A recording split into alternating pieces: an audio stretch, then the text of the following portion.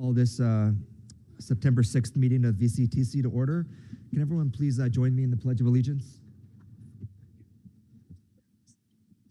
Hand over your heart. I pledge allegiance to the flag of the United States of America, to the republic for which it stands, one nation, under God, indivisible, with liberty and justice for all. Thank you, everyone. Madam Clerk, do you mind calling the roll? Chair Levere. Here. Vice Chair Judge. Here. Commissioner Brogy. Here. Commissioner Chavez. Here. Commissioner Crosswhite.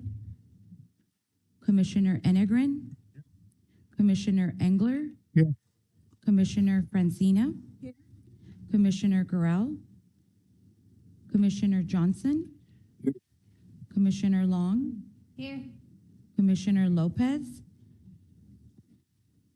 Commissioner McDonald. Here.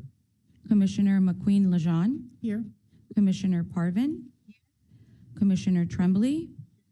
Commissioner White. Commissioner Roberts. Here. Thank you. Thank you. We have 3 items on our ceremonial calendar this morning, and I will turn it over to Mr. Erickson. Thank you, Chair Levere, and welcome, commissioners. We've had a little summer break, little Labor Day break, and now we're back in action on this warm Friday. But welcome everyone back. It's an honor to have a ceremonial calendar item today to recognize MV Transportation, our service provider for the Heritage Valley area, Santa Paula, Fillmore, and Piru. Transit Director Claire Grasty will be presenting this with me, as well as we have representatives from MV Transportation who we're going to honor today.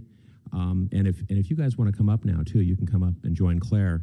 But we're going to do 3 things. We're going to recognize the Driver of the Year, Robert Ramirez. We're going to recognize Tom Conlon. Some of you might remember Tom. He has been with this system for a very long time. And he's going to be moving to a different MV facility on the East County. And finally, and maybe most importantly, we're going to acknowledge MV Transportation for the help they gave during the State Route 150 closure and the emergency shuttle they provided. So quickly, Robert Ramirez, Driver of the Year. He's been a 17-year driver with MV. He's actually had no accidents in that time, and he was and has been recognized for that. He also provided a lot of help to the Arc of Santa Paula, and I know Commissioner White knows about how important that constituency is. Many of the drivers know him personally, and he has been a great driver for a long time. He's a Fillmore local, Fillmore High School. Another important fact: he's a Dodgers fan. So I had to throw that in there, and then. Quickly, Tom Conlon. Hey, Tom. Have had the pleasure of working with Tom for, probably close to 20 years in one capacity or another. And even though he's not leaving MV, he's leaving our area, and we just want to acknowledge the service he's done over the years. Lots of weekend and night and emergency calls, help back with the Thomas Fire and other stuff. I could go on a long time, but I want to just turn it over to Claire right now. And recognize the service MV provided in the State Route 150 closure.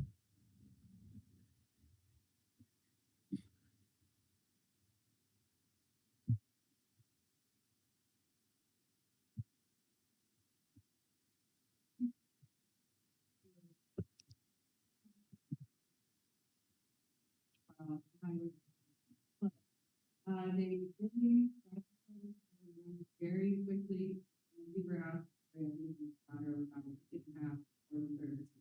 So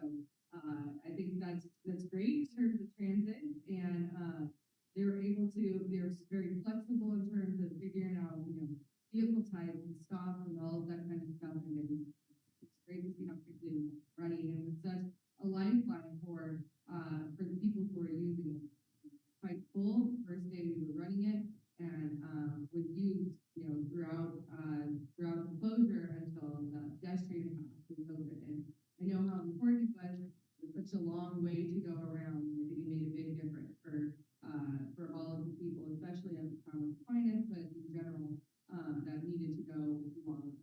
So it was great. They've been such great partners in general.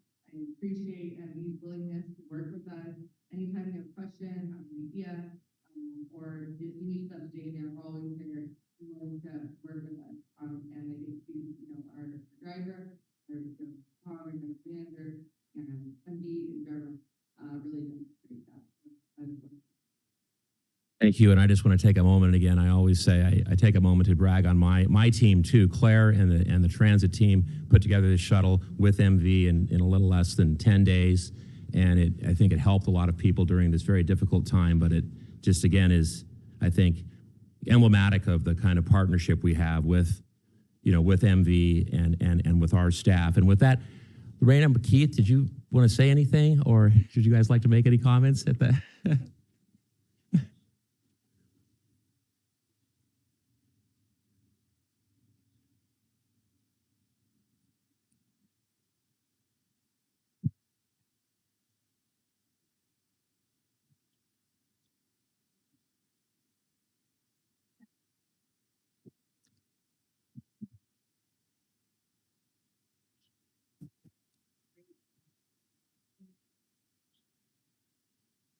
Thank you.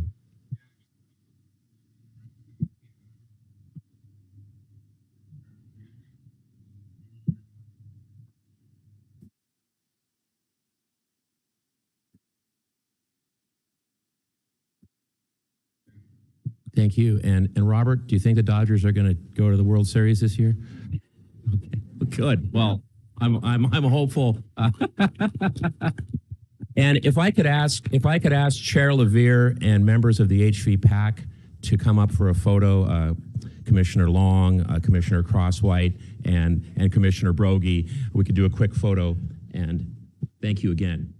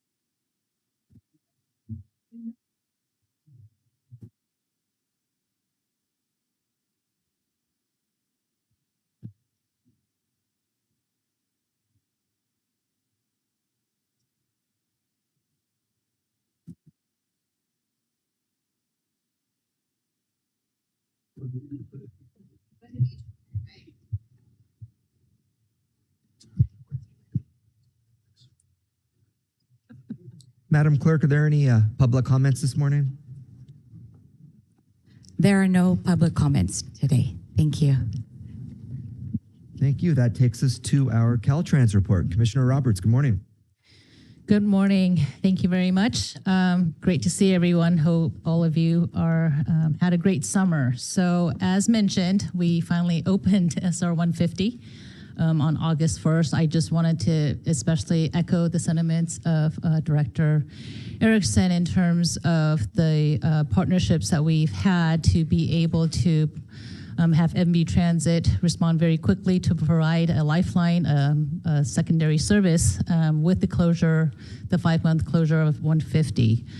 Definitely Supervisor Levere, Supervisor Long, and Commissioner Crosswhite and your communities. Thank you for being a great partner and really working with us through some really tough conversations. But really appreciate that of your staff as well as the communities for engaging with us and really being patient as we work through the whole process. And so now the road is open and we're completing, as you can see, the sorter pile walls. The magnitude of the slide was really something that we've not experienced in a very long time. And so there's certainly a lot of work to come. But we have 2 large drilling machines that are still working to drill the tiebacks, and we're working on completing the work by the end of the year. And that includes additional work in terms of the permanent restoration, in terms of how we can really try to restore and try to prevent the same type of slide from happening in the future. So that work will continue, and we can appreciate also the fact that we had private citizens also allowing us to provide that pedestrian path and just the overall communication that we've had with the communities. As all of you may know, that the state of California is facing a budget kind of deficit year for this fiscal year and the next 2. And so we're currently working with the Department of Finance because there was an order to cut 10,000 state positions across all state agencies, and as well as a reduction of 7.5 or 7.95% in operating expenses across all state departments. And so while we're working through that, I do want to say that this does not impact the project delivery portfolio of projects that we have that are funded by SB1. So just rest assured that the projects that you have in our project report are going to continue uninterrupted. And then in terms of our operating expenses, one of the things that I made a commitment to in prioritizing is that with the work of our maintenance forces, especially when it comes to litter and debris removal on the state highway, at your on and off ramps, because those are gateways to your communities, I have asked my team to not, to prioritize that. That does not come on the chopping block in terms of things that we're going to be cutting.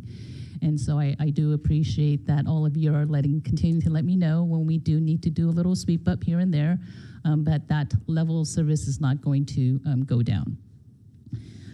So we, just as an example of some notable projects that we're continuing to deliver, because we do work on a fiscal year.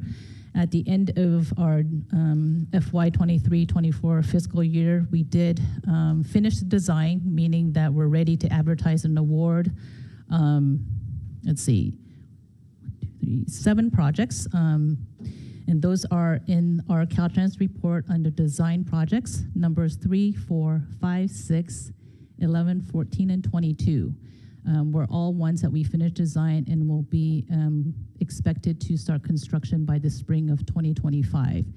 And the combined construction capital cost of those 7 projects is $95 million. So we're continuing to make improvements. Also notable is design project number 33, which is the pedestrian hybrid beacon installation by Neptune's Net that we're targeting to start construction in November. So just about 2 months from now.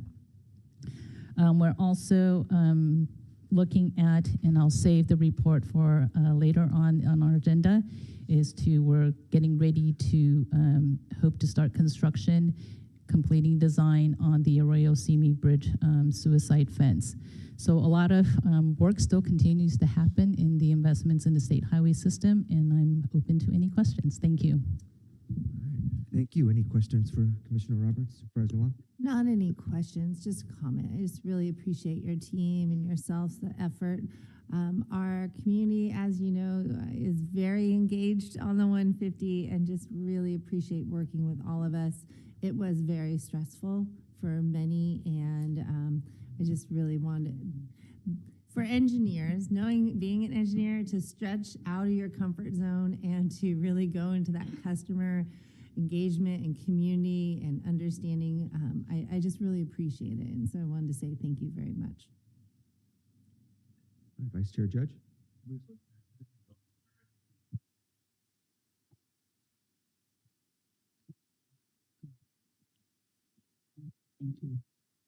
Yeah, I have one comment, one question. I want to echo what Supervisor Long said. I don't think anybody foresaw what a complex repair that was going to be. And so yeah, your team really did step up. And I think after a while, once the community understood that it wasn't simply just moving dirt, I think everyone appreciated how hard Caltrans worked, and you got it done when you said you would. So thank you.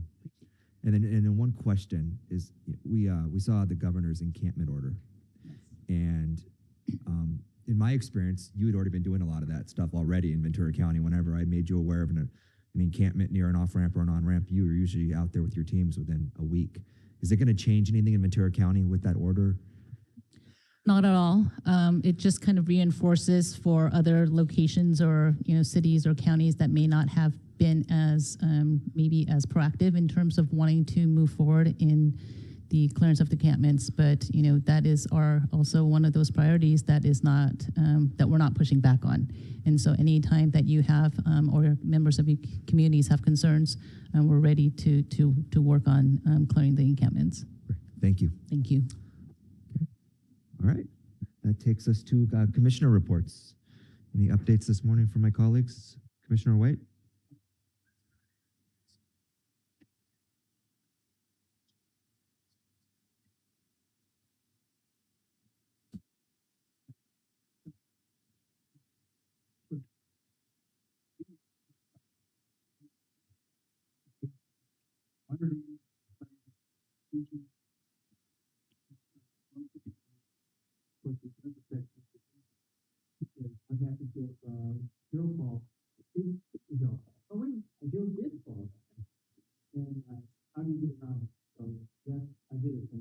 And the second thing is just sort of a personal thing. I had a chance to meet a lady named Leo Wilcox.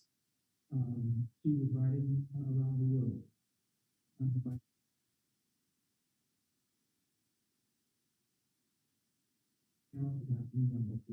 Information on how to put that up. I met her in Ventura, rode about 17 miles, talked a little bit about it.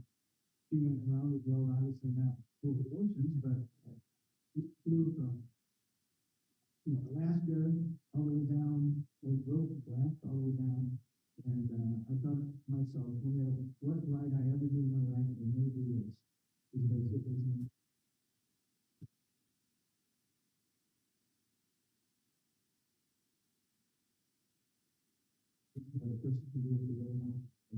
Thank you.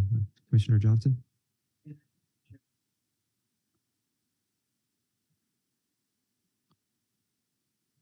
Just some quick updates on Gold Coast Transit. I'll bring up some of them later in the consent calendar, but I just, our ridership is continuing to grow. Year over year overall, we're up 12%. On the flexible services, year over year, we're up 38%. And so we are seeing strong demand across the board. A lot of growth in ADA, but also a lot of growth with our late night Safe Rides program. And then we are starting the Sunrise service as well. And that is something, it's really a door-to-door service within the service area because we're not going to be running buses necessarily at 4 o'clock, 5 o'clock in the morning when some people need to get to work. And so all of that is going well. And we are very soon going to have all of our paratransit moved in-house. It's a big expansion for Gold Coast. It's bringing a lot of people to our campus. But all of that seems to be going well. And I'm proud to report that we have signed the MOU for our operators, and so that's the good news at Gold Coast. Thank you, Chair. Thank you for the update. Okay. Executive Director's report, Mr. Erickson. Thank you, Chair LaVere. I'll try to keep this relatively short. We've got a long agenda today. but I did want to touch on a few items. First, just a reminder to everybody, as these meetings are recorded, if you can make sure your microphone is on before you speak. For some of them, it's the handheld one like this, and you just make sure the green button is lit, or they might not hear you on the feedback. But next slide. Back to the transit theme. August 1st, we had a great ribbon cutting for our newest transit service, and this was a service between Moore Park and Fillmore that has been a long time coming. I've been to a lot of transit ribbon cuttings over my time, and this was one of the best attended, and also I think just a great event. So I want to thank Chair LaVere for being there. I want to thank Supervisor Long for being there, as well as other elected officials. It was a really great kickoff to this new service, and of course the whole transit team. The first rider from Moore Park was a woman who was taking the bus to visit her elderly mother in Fillmore, and she had said, "I've been hoping that this service would come along." I'm also happy to report that's in your executive director's report that our ridership, we were cautiously optimistic about it, but it's actually doing quite well, and it's outperforming some of the other key routes there. So we'll hope that continues. But I really want to again acknowledge Claire Grasty, Matt Miller, Aaron Keneally, and Darren Peshka for the transit team and the promotions of this service, especially utilizing social media and finding ways when someone does have a good experience with transit that we can amplify that through our social media channels and hopefully keep it going. So it was a great event, and of course it was MV Transit, that's our operator there. We also just want to mention we do have some bus schedules in the front here for both the Valley Express and our regular service here. So if anybody needs one of those, please grab that. Next slide. So that's my main report. Just a few items I wanted to highlight from my executive director's report. For the fourth year now, we've won the Distinguished Budget Presentation Award from the Government Finance Officers Association, GFOA. And you've heard me say this many times, but one of the things I'm very grateful for in running this organization is that we have such a solid budget. And even though we've won the main GFOA award for 15 years in a row, this is a relatively newer one. And I just think we have a great budget. I used to think VCTC had a great budget even when I didn't work for VCTC. I could look at it and say, they've really got a good budget. But I want to just acknowledge Sally, DeGeorge, Tao, Daisy, and Trina for the work they put into that, and my whole staff. That doesn't happen by accident. And I've said before, if you don't have a good budget and a solid financial footing, it just makes doing everything else harder because you're going to spend a lot of your time on the budget, trying to get it right. Finally, I just wanted to acknowledge our partnerships with Caltrans, with Director Roberts and her team. A lot of time went into the 150 work. There were a lot of meetings with the county staff and the supervisors. But I've said before, when you have long-term trust relationships that you build with other individuals and other agencies, I always say, sky's the limit. And on that theme, we're going to hear from CEO Darren Kettle, Metrolink today, another one of our partners. When we adopted our strategic plan last April, one of our cornerstones was VCTC is really built on its partnerships. Partnerships with all 10 cities, partnerships with the supervisors, partnerships with all our partner agencies, and the commission is fully here today. All 17 of you are here. I mean, that happens, I'm not saying it doesn't happen that often, but it's great to see everybody here. I was kind of joking with Supervisor Lopez because she was my, quorum when we passed the budget in June. So I know you all have a lot of competing events and you all have a lot of other hats you wear. So thank you again for being great commissioners here. And with that, I will turn it back over to the regular agenda. Okay, thank you. Any requests to add or revise to our agenda this morning? If not, we will. No, I think we're ready. We're ready to go. Okay, great. Well, we have 21 items on our consent calendar this morning. Would any of my colleagues like to ask questions or pull an item? Commissioner Johnson? I'd like to make comments only on 10C. 10C. Anything? I was just gonna motion to approve. Oh, okay. Why don't we take questions or comments on item 10C, and then we can take up the whole calendar. Thank you very much, Chair. This is the revised allocation request amounts for fiscal year for the LC top funds, low carbon transit operation funds. I want to thank staff for all their work on doing this.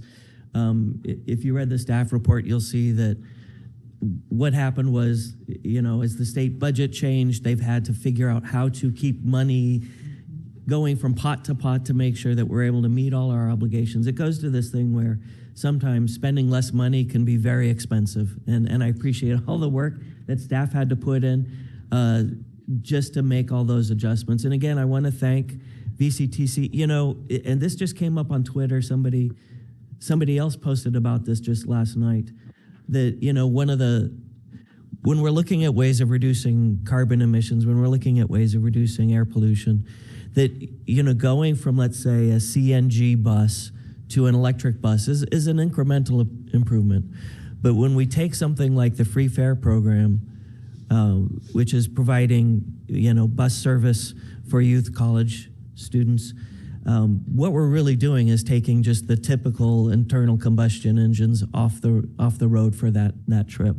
And I have to tell you, and I've had some back and forth with Mr. Erickson on this, I think this probably has to be about the most effective LC top money that there is. And so I want to thank VCTC, in my role at Gold Coast. I mentioned our ridership. Our ridership is growing. We are nearing our record highs for ridership, building back not just pre-COVID, but back to our peak. But 75% of that growth is the Youth Ride Free. And it's put us in the position at Gold Coast where we are now dealing with, the issues that come along with having standing room only on the buses, or having so many people at the bus stop that it slows the routes down.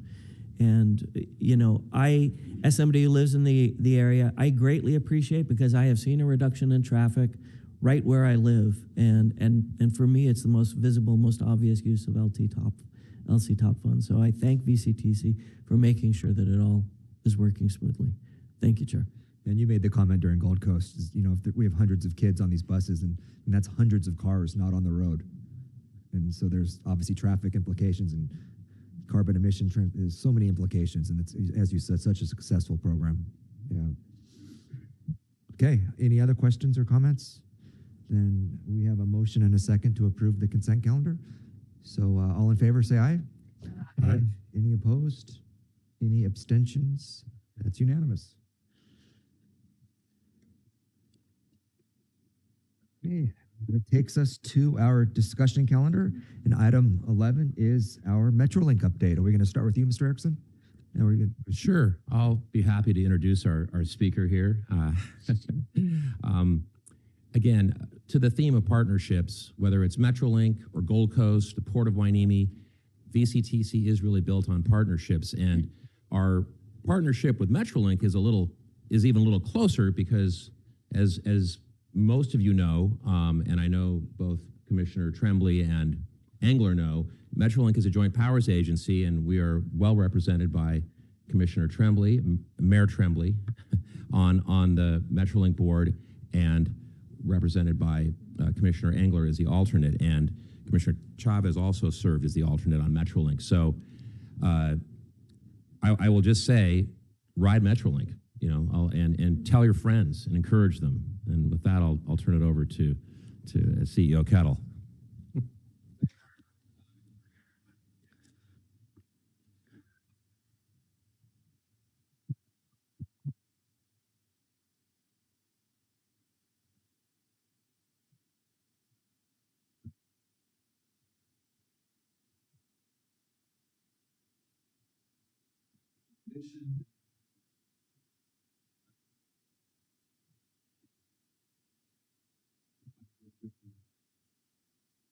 My parties, been the rest of you about a year. I'm still here in the third one. Pleasure to be here. Got a slide deck in the booth. You think what I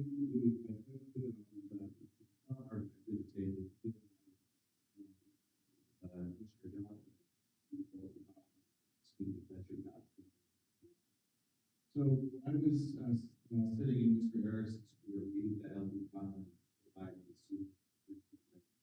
At VCTC, a major system. I made a priority in the case.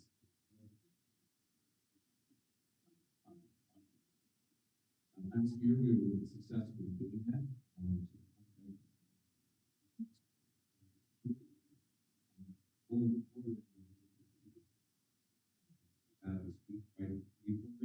Venture fast, successful, excited about it. It's so successful that we ran out of money, the grant funding that supported it. But because member agencies saw the value, this commission and the 4 other member agencies actually needed additional funding so that we could continue. I'm not sure that's going to always be a sustainable model because at some point dollars are finite. But we've seen the immediate success. And they're not just using it for a school trip. I've heard people talk about they're going to Ventura County land. They're using it beyond. I went to train, I think as many of you know, I've heard people talk about it. It's students. I get the bank. So we're excited about it. Wonderful system. It is the next generation of fighters. Teaching young, early, which is the time that we have a chance. So, the next release system, this is done now. We have 6 counties in the system, and we have 700 lines. We now have 555 miles out on our system. That does make us the largest agency in the country. So we're not a small operation by any stretch of the imagination. Station. And that's also this next part involved. We have 142 teams today, but starting this year, we're increased that to 74, the highest in the world. Even that, which is pre-pandemic. But it's going to be a different model that we have. On those trips, though, one of the things that's important to know is that the average rider is about 34 miles. Typically, you double that, it's taking a round trip. We're at about 68% of vehicle miles traveled that we do. It's on trains. And we talk about VOC reduction, greenhouse gas emission reduction. We will not find a better value in that reduction than you will. Slowly, we are growing ridership back from the pandemic. When March of 2020 hit, we reduced service. We saw ridership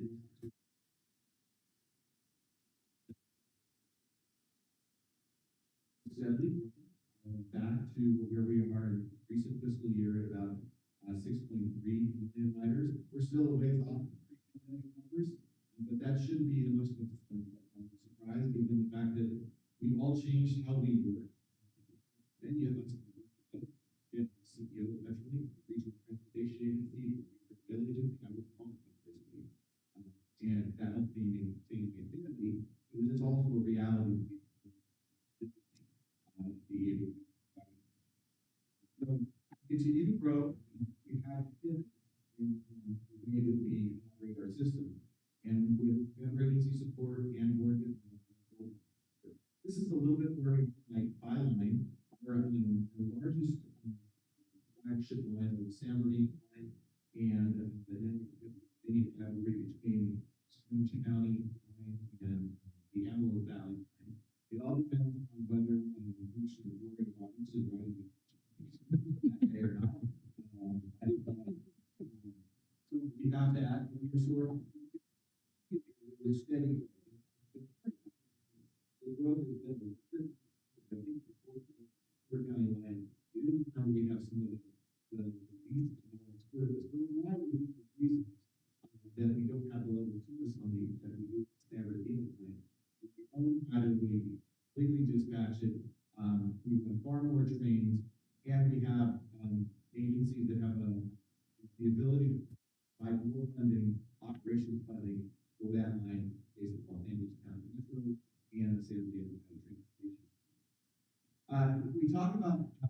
page show, again, this goes back to the remark made by Commissioner Johnson about growth and ridership. You'll see who we are today. We have a friendly environment with our good friends in Chicago. That's the Metra system. That's our sister agency in Chicago. We battle it out on a monthly basis as to who got better ridership for that month as far as recovery from the pandemic. But you can see where we are just generally. Those areas that have historically been high commuters in VRE, that's the Virginia Railway Express. That is the commuter system for Washington, D.C. Washington, D.C. has not come back. It's a real challenge. That's what's keeping their ridership lower. Caltrain, another sister agency in the Bay Area Peninsula, San Francisco to Valley. We had two major employers. The chain with San Francisco came down, as well as the Silicon Valley. And then on the higher end, you see ridership faster. It's generally New York, Pennsylvania, Boston. Areas that have historically been aware of transit for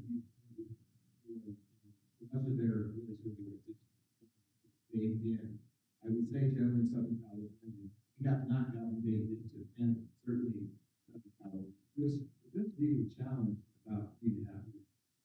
So we decided that we can't keep doing business. Darren, is MBTA, is that New York? MBTA is Boston. So that's 100%.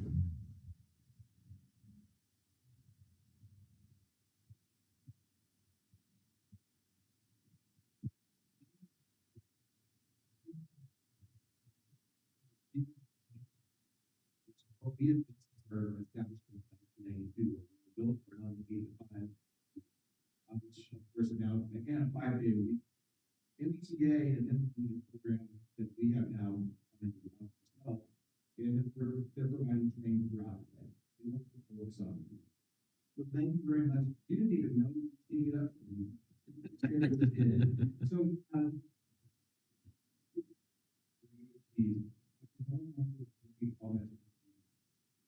so, as we said earlier, the last 32 years of our business has been all about it's simple, it's easy money, people would rather move with that, or business. But it was all focused really on that market. Well, that market fundamentally changed 4 years ago, so it's very interesting. We have seen throughout the country programs like the Boston area, MBTA, that have established an entirely different way of running trains. We call it full schedule. So trains will be coming through on a very regular basis, almost now. When you see the new Ventura County market, you see a lot of regularity. It's very simple to understand.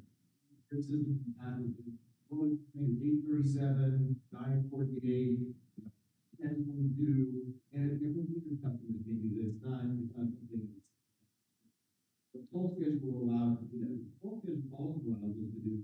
The version of writers is, well, you don't run things that I needed to do that. You have great connection. So I'm going to touch on that here in a second. You can see the rest of in this slide, the things that we are moving on to imagine, which is just a change in the way we do it. So again, this optimized schedule, we're starting out on October this year. We're going to increase our trains by adding 32 trains throughout the system. The bulk of these really came from the Orange because you get that large population in Orange County, Los Angeles, you see where the markets are.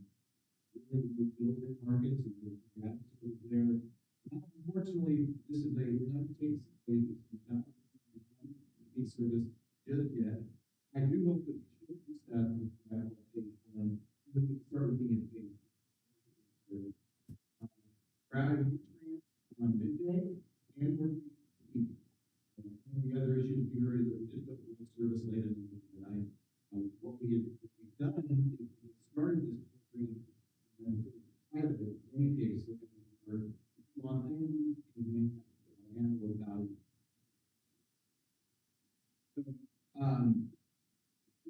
What we're working on here is been able to optimize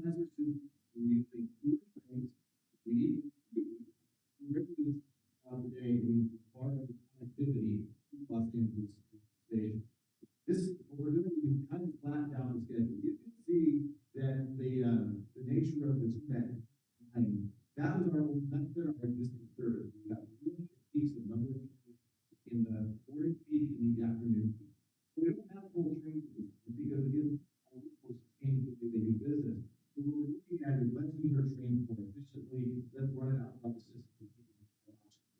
Big issue that we heard. So that's the difference if you see across our system. You're going to see the application have a because we dispatch all. One of the great service, we would love to do the same and strain the fact that the Union Pacific Railroad is the only operator of our system. We have to negotiate slots and dollars to add more service to them. I mentioned the close connection. So currently, right now, you can see the nature of where we have connections on all of our lines, where we have relatively few strong connections between 10 and 20 minutes at LA Union Station. So what under the new program, we'll be able to take just about any line in our system, and we have 4 times better connection than 10 to 20 minutes with, say, the Ventura County line to the Orange. And the as you can see, optimized trains, 2 trains, better time, 2 additional trains than we have today. Currently 6 trains going from Ventura East and 10 to Moore Park, 6 out of Chatsworth. One of the things that we will always be constrained with, and you've heard me say this when I was at VCTC, we do have a thing. We're not rich in operating hours. The other 4 counties in our system have revenue measures that help support transit operation that allow us to do more professional side because they have dedicated money for that. VCTC does the very best it can given it the resources it has. And at some point, maybe that changes. Staff of this commission has been supportive of that thing, today, and it's just going to be a matter of, I think we show success, there will be a reason why we want to do regionally in our system. Again, I mentioned the system department times, so that all trains are regular and more intuitive to our users. Now, let's take an example of where we are today. So currently, we want to go from Moore Park to Anna. And to say you wanted to watch the game. I would, but you have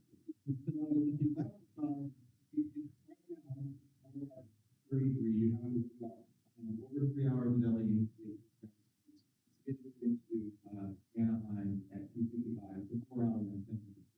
Very competitive with under our new schedule, you will be able to put in Moore Park at 9:11. You help in the Union Station. You have about 10 minutes to transfer at LA Union Station to the Orange County and get to Anaheim by 11:30.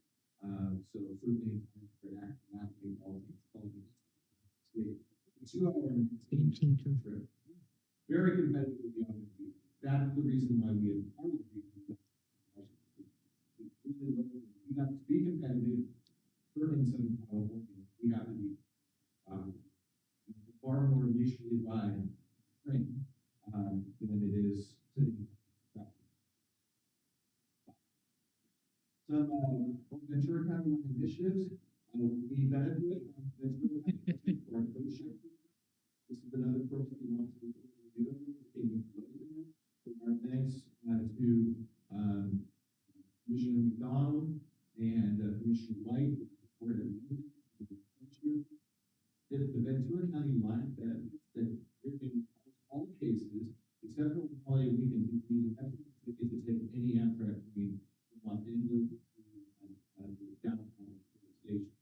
So that's a huge benefit given the limited service we have on the Ventura County line, that we're able to augment that at no charge to our riders to have the opportunity to take the so that was real positive. And then, as you can see, that ridership responded. We used to have we're about 30,000 annual riders. We have 60,000 riders on this big event that because they have that option. There's been a lot of discussion and throughout the Central Coast. This seems to be really about the Santa Barbara service and have some sort of service that from the Ventura, Oxnard, we have Metropolitan service to Santa Barbara, Data, to the SDCAG and to the VCTC risk consideration. That is currently sort of under deliberation among all parties. And I also think I saw Mr. Bonsilio is like, I'm sorry, it is so cool to see both of them.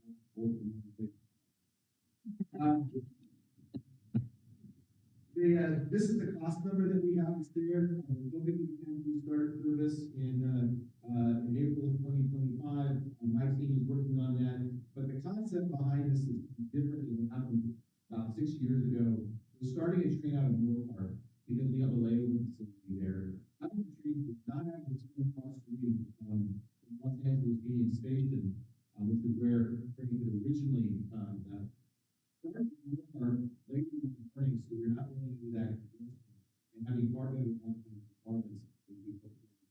Moorpark became real Boston Santa Barbara. Much more, I'll call it reasonable. So I'm hopeful of that.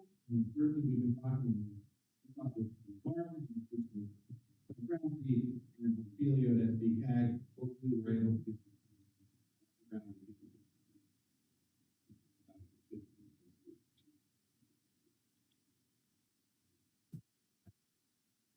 So the thing we're going to talk briefly about is, well, we're 3.5 years away from LACPA.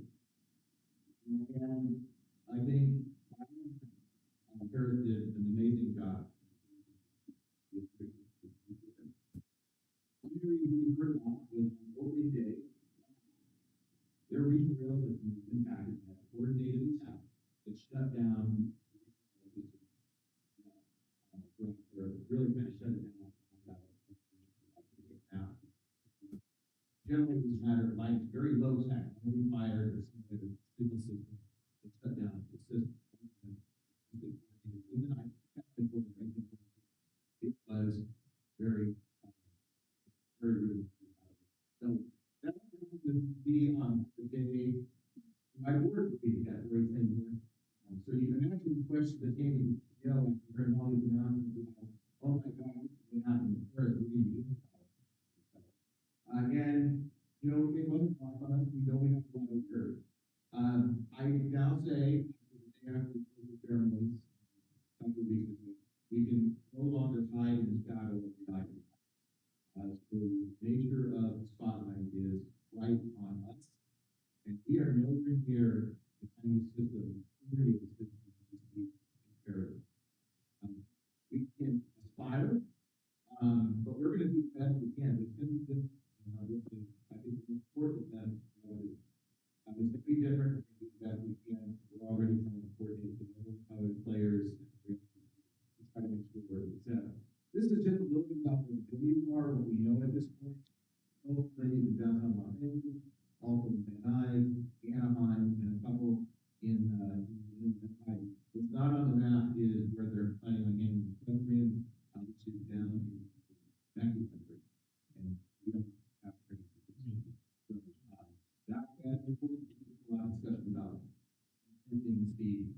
Big part reading. You can't take you're a spectator. That's a real game changer. 1984, I think it was that time in 1984. We had very, very, very. What is how they service generally and you can see that here in green colors, and then 30 hours of the service. Generally about downtown, we have 2 lines.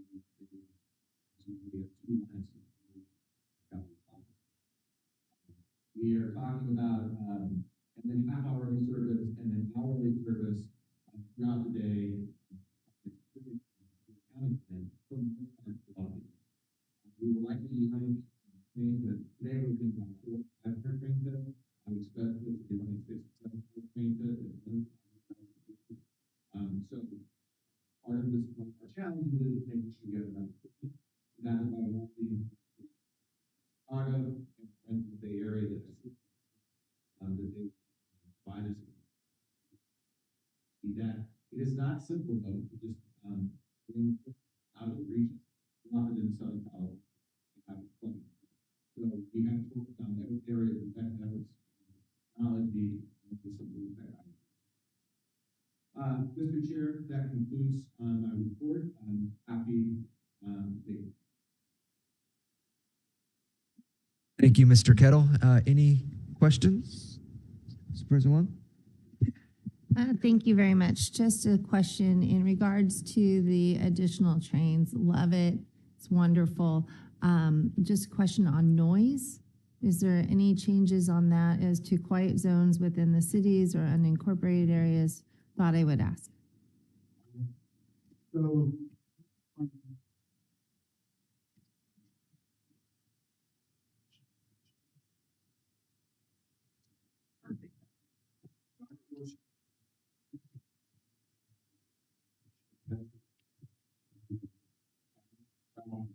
self-driving to allow people to see. But part of what we're doing is we move forward with that 2.5 mile project of adding traffic. We're also separating all the crossings so that they're quiet and ready. This local jurisdiction will make an application for the federal development administration to do that, make that connected. We're in that regard, Commissioner Long. Beyond that, it's really a local jurisdiction. In many kind of cases, the nature of sound report is regulated by the FRA. So that is the way that we, I know within your district, of course, the city of Pumpkin Ridge has weird responsibility of a quiet zone, but in operating the crossings is so it's not. I appreciate that. I think we have a lot of good representatives around here, and that's important for all of us to know because we have constituents that ask. And then the second one was just the fact that from Ventura to San Diego, can you now get there? Are all repairs done? Or I heard some, it wasn't, I didn't know.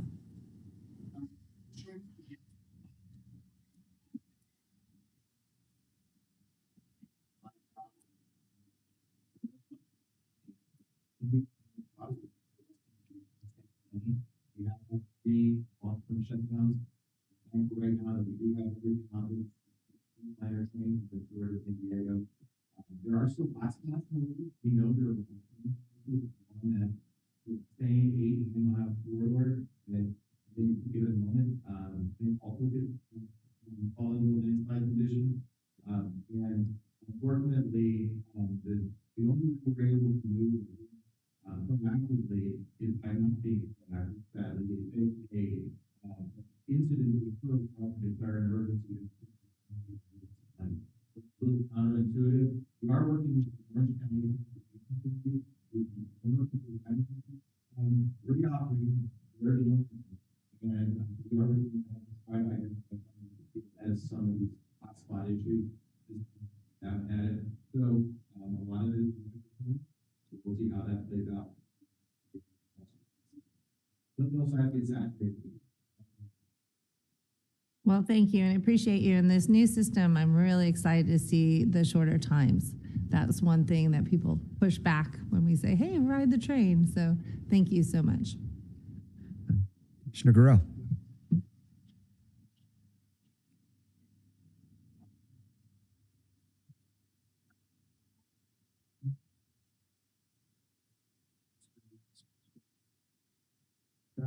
Back then, it was just a kiosk.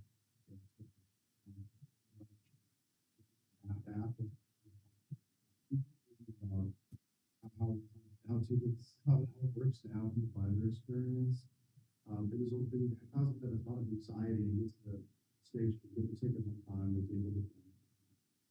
The other question I have is a little different, and that is the extension and expansion of Santa Barbara. Would that also possibly negotiate reciprocity or the Amtrak to allow additional opportunities to return on Amtrak, as is the case between LA and Vancouver?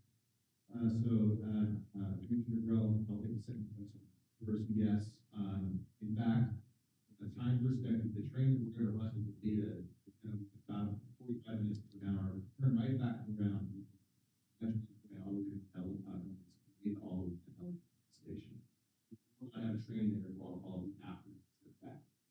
have the region specific sewer plant for that share, we do that thing. And civic sewer plant or pursue it. This is going to be team. We're farmer trained civic sewer plant balance. That so that is exactly. On the question regarding ticketing, yes, we still have we do have the ticket vending machine on all platforms. There are newer ones, so they're easier to. We do also have our app is functioning. So purchase a ticket that's through the app, the day of your trip, from the people looking at community our next app is the ability to be able to buy that ticket. So for instance, where it is that I want to buy a ticket for a trip. But you can't do that until the same day. That's what we already have. So as we're updating on time, how do we buy it? Now, also something counter to you can ticket vending machine and buy a ticket. Now, who's going to make the trip to the platform? Let's grab it. So we got to figure that out.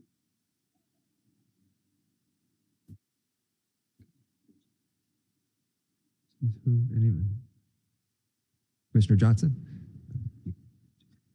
Thank you, Chair. Mr. Kettle, about the line up to Santa Barbara, in your slide, you were looking at about $500,000 in passenger revenue, ticket revenue. What number of passengers are we talking about there, just on an average daily basis?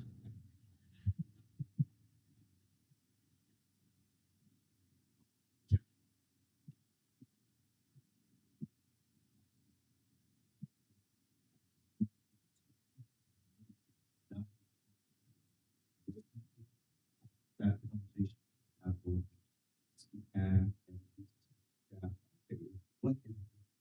how much for the county provided. So conservatively, $500,000. I think the real test will be the success of the program and they read better numbers. So we always tend to be conservative to start and Thank you. And then the second question is, have we reached that agreement with UPRR? Have you reached that agreement with UPRR so that that's all taken care of and we're good for the schedule? Yeah.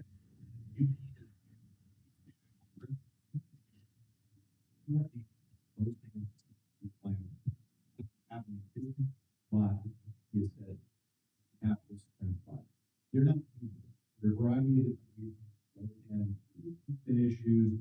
Some questions about demand at this point. Big issue. They simply don't have the equipment to run it. We are going to be borrowing that slot for the next couple of years while we negotiate. And should this be a success, should VCTC as we can want to continue, we can negotiate directly with the original funds. So again, let's see if it's a success, and then we can go on. Thank you, Mr. Kendall. Thank you, Chair. Thank you. All right, Commissioner Crosswhite. I have two Olympics related questions. So in Paris, again, I know that they had a little bit of a different system, but if you had a pass, you could go from a train to a bus without having to buy multiple passes. We have multiple system operators in the LA area, well, in Ventura County and the different places that the Olympics will be operating. So if someone was going to try to get to one of the events that's not right off the line, are they then going to have to buy a separate pass to get onto another system? Or have we had conversations yet around connectivity? That's my first question.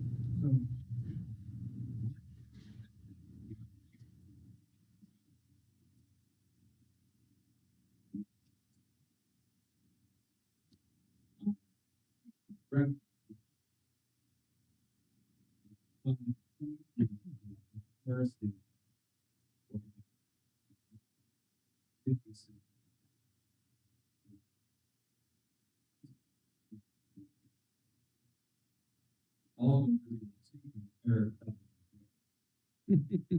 Well, that was going to be my next question was, well, because what they did was if you had, so that it didn't impact the residents or people who planned ahead, if you had pre-purchased your tickets, you didn't have double the fares. If you purchased them from the week before the Olympics started up until the Olympics, I was there the day before everything locked down. So if you had pre-purchased your tickets, you were still able to use those tickets. They didn't double. It was if you were buying them during that sort of 3-week period of most of the activity.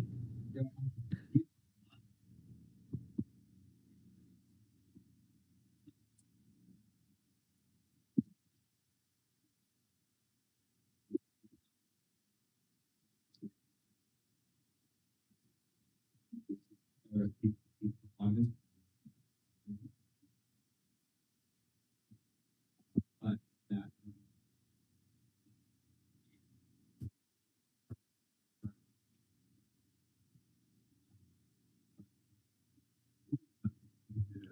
operation is not usually for a third commissioner, this board, I, you understand names that way, but, you know, that would be how we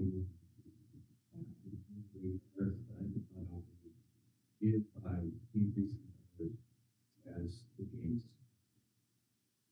And then in order to force people to use transit, is LA, do you know if they're looking at having areas where they shut things down like they did in Paris? Yeah.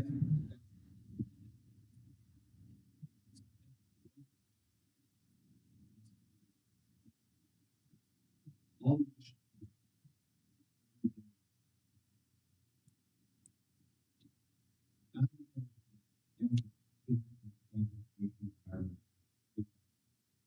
and so I'm assuming last year, rankings for something they allow for is to get closer to them. I have we're gonna have to figure that out and there's something so my stadium. Other than shut down streets and we have dedicated which in the case of Barricade is a lot of this again, I've been on all the executives, 5 years, including a lot of the nature of the depth of also city and so this has been planning on this already the last 2 years. Yeah, no, it was interesting because they even for that week before the Olympics, they shut down tour non-essential destinations. So museums, and if you were inside those zones, all of those things were shut down so that there weren't as many people going into them and they could really make sure that they were secure before they started. So lots to think about. Thank you. Mr. Brogy? Thank you. Along those lines, talking about the app and what it's capable of doing, I've recently spoken to at least 2 different people who have come up with the same idea, and maybe this is something in the works, but it's great to be able to go onto an app and be able to say, okay, I can purchase my ticket here, and then I'm going to transfer here, and it's good to know that there are 40 different, I think you said 40 different entities, other transportation agencies that we're involved, we can transfer to. But with that said, what I'm hearing from individuals is the dilemma comes in knowing exactly what they're going to purchase. So in other words, if I'm going from point A to point B to point C, I need to make a transfer at point B. What am I transferring to? What time do I have to be at point B to get to point C? So the suggestion has been made to have an app where you can simply say, I want to go from Moore Park to, let's say, Sacramento or San Diego, and I need to be in San Diego by 5 o'clock. And I mean, realistically, I realize we can probably take Metrolink or Amtrak all the way down there now, but if you need other transportations in between, can you just, is it possible, or is there any community that's doing that, where you can just say, I want to go from here to there, and tell me what I need to do in between to get there.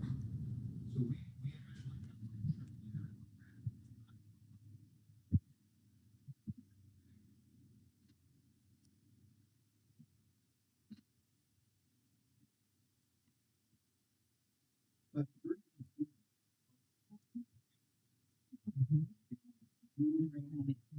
almost it's just about this goes back to influence of our I'm not hardwired. I'm in transit. I'm in transit. It is not thinking about it.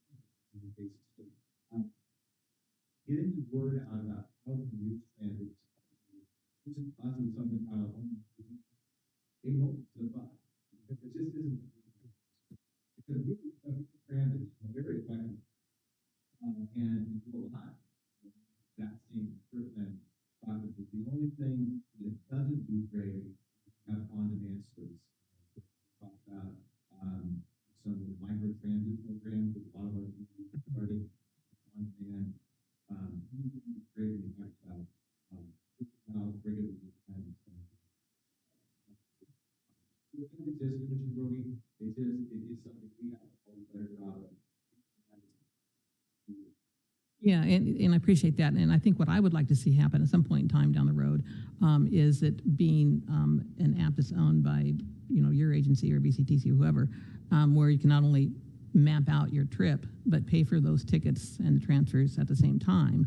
And using, coming from the city of Fillmore, you even include, our new bus route over Grimes Canyon into Moore Park, pick up, whatever train I have to pick up. So including the bus routes in that as well. But all on one app where you map it out and you pay for it all in one. I think you'd get the increase in ridership would be huge. I think if something like that, if it was simplified, especially for those that are traveling, a distance and going through LA.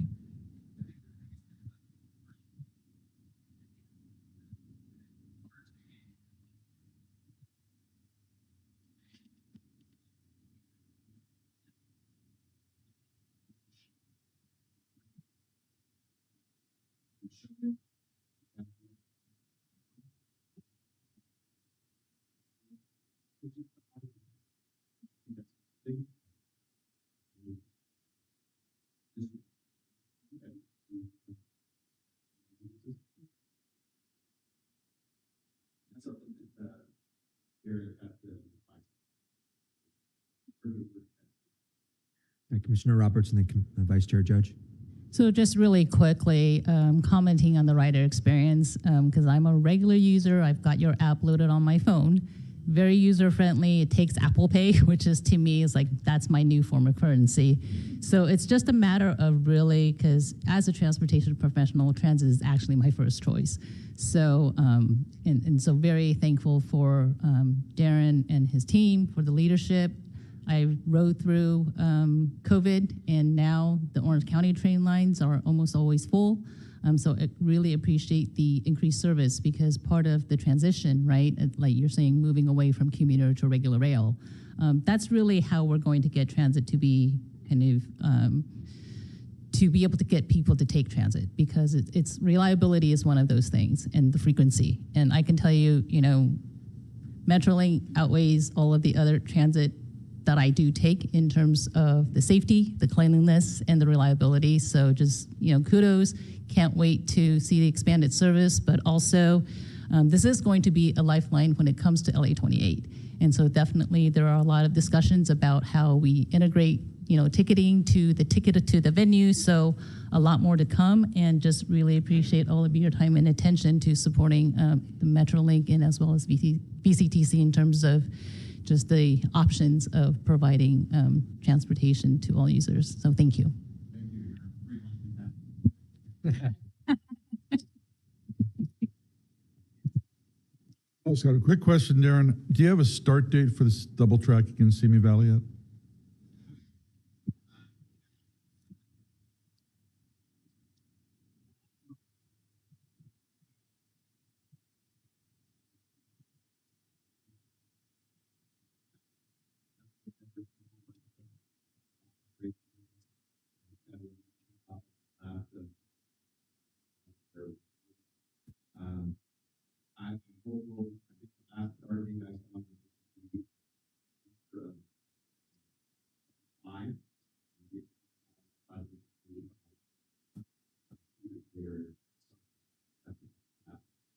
we do have a quicker path. Thank you.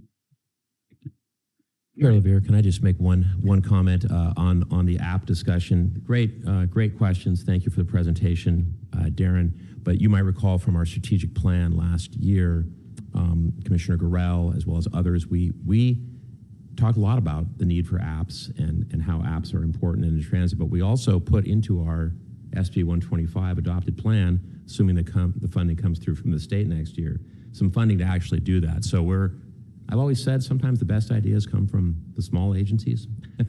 Maybe a little biased that way, but I think we got some very exciting things happening, and with our team here and working with Metrolink and other agencies, we can kind of help them stay on the right path. And I just quickly want to acknowledge the transit rail folks, Claire, Aubrey, Dolores, who work on the rail side of the world for VCTC. As CEO Kettle knows very well, owning railroad and owning train stations. I mean, it sounds good, but there's also a lot of work that comes with it. And I just think we're doing a fantastic job with the capital projects, and again, partnership with Metrolink and Losan. Commissioner Chavez. Thank you, Chair. Thank you for the presentation and the update. It's great to see you. Just a few comments. Nearly 10 years ago, I came before the VCTC Commission as a resident, talking about the need to improve service, because nobody's going to want to ride a bus or a train if the wait times or head wait times in between are too long. So I'm glad to see that Metrolink is taking advantage of changing what rail in the Southern California region looks like, versus changing from commuter to looking at the everyday person. I know when Stephanie Wiggins was in the position, there was some talks about that, and then you came into the role, a few disasters occurred. I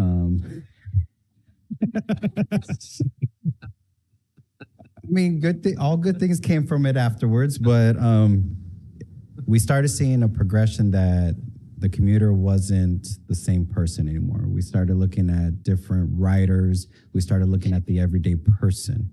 And I will say that your team with Brett, with that marketing of using the trains, highlighting food places along the routes, I mean, I would never have thought that. I know Gold Coast was doing that for their routes. That seems easy. You hop off a bus, you go to the spot, you hop back on, not thinking that you can do that with a train also. So kudos to that. It's great to see that from a couple of years ago where Metrolink opened the first Saturday train service out of Moore Park to Los Angeles, and then a trip back. And then seeing what it looks like today with the rideshare. Now it's on Sundays. So it's giving people more opportunities to visit their region, which is amazing. And I still keep getting asked questions. Is this still a thing, or was that just a promotional thing that went away? And I tell them it's still a thing. There's no additional costs for that rideshare. So it's a great partnership that we're seeing there. So I'm very excited to see from where I served as the alternate on Metrolink, where we were at, to the progress that we are seeing today. And I can only imagine what we're going to see in the next couple of years. And it sounds like it's just going to be even better. So I'm really excited to see that. And I appreciate the update. I mean, it's just little things that change, but they do make a big impact for the future. So thank you for that. Okay, well, Mr. Kettle, it's always great to see you. Thank you for being here. I don't think any of us can imagine the weight on your shoulder the next 3.5 years, but we're all rooting for you, and we know you'll get it done.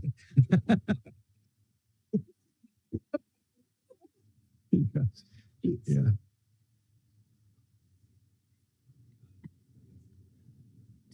Yeah, thank you. Okay, item 12 is an action item. It is a Sespe Creek Overflow Railroad Bridge update and a request to approve a contract for emergency repairs. Good morning, Ms. Fagan.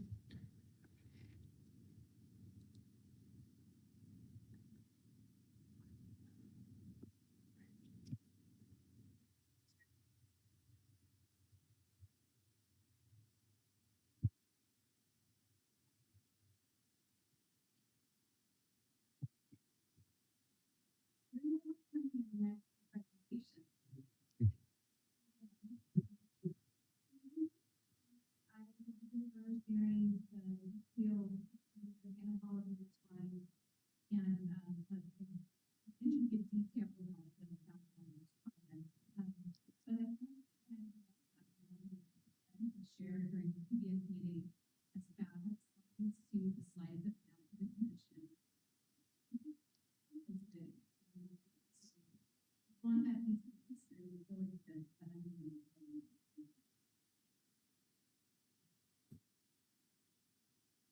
As you know, in January of 2023, a series of atmospheric rivers storms occurred within Ventura County throughout Southern December of 2022 and into January of 2023. We have heavy rain and winds saturated the ground and excavated flooding across the county, necessitating evacuation orders. On January 4th, the governor declared a state of emergency. And then on January 14th, the President of the United States issued a major the County of Ventura also declared a local emergency. On the early morning of January 10th, 2023, heavy spring flow and debris accumulated during the series of storms and washed out two spans for approximately 90 feet of the Sespe Creek Overflow Railroad Bridge. The line was taken out of service as the rail and the bridge ties were suspended between the Orange and Bend River. Reconstruction of the impacted bridge is necessary to resume safe rail operation. The eastern third of the branch line is currently disconnected from the main line, which includes the Fillmore Rail Yard and the city of Fillmore, where the tourist and excursion rail service and the television and film production have traditionally been important to the local community and to the community and to the community like freight rail customers, both current and potential future customers, have also been connected from the remainder of the branch and New Zealand.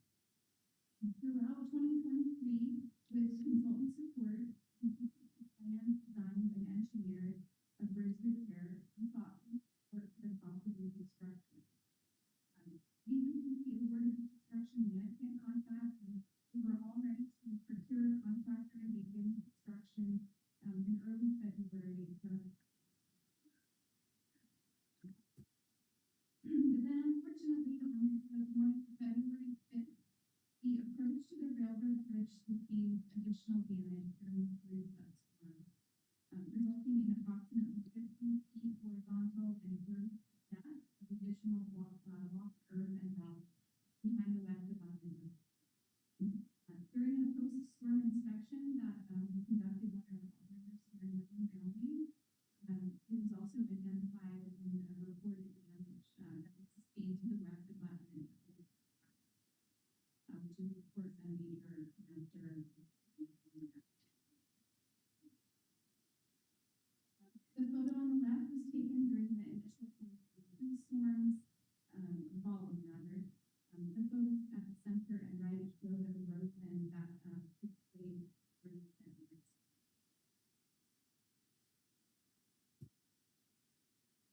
This slide highlights the key timeline elements that have happened throughout this year in working with FEMA to secure.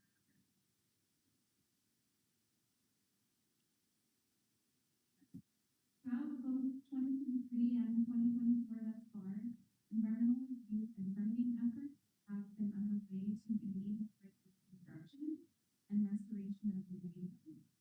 VCTC originally reported a California Environmental Quality Act exemption in August of 2023, and then after the February storms, an update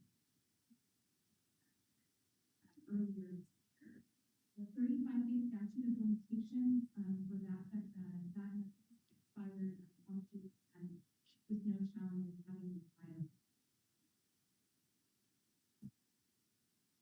Our consultancy continues to go through the environmental review and permitting process. For both temporary emergency repairs, stabilizing arrangement, as well as repairs, which require coordination with the Corps of Engineers, U.S. Fish and Wildlife Service, California Department of Fish and Wildlife, and many others. Before permanent repairs can begin, there was a need for additional survey and analysis of the post-storm conditions of the creek. These are needed to determine the type and quantities of fill material that are needed to repair the damaged crack structures, as well as to determine protective measures for the near and long-term. This will also help prevent further damage to the bridge and to private property, though that's being towards the railroad bridge. To design a resilient structure and protective measures, further hydrology and geomorphology studies are currently underway, with the field site having been conducted on August 20th and 21st, and a preliminary report expected from our technical and aiders later this month around.